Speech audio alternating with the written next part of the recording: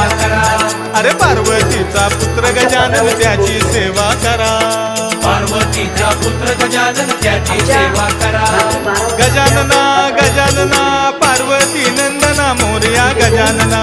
गजानना गजानना पार्वती नंदना मोरया गजानना. हे गजाननाची आवड मोठी धावत आलो आरतीसाठी. गजाननाची आवड मोठी धावत आलो आरतीसाठी. गजानना गजानना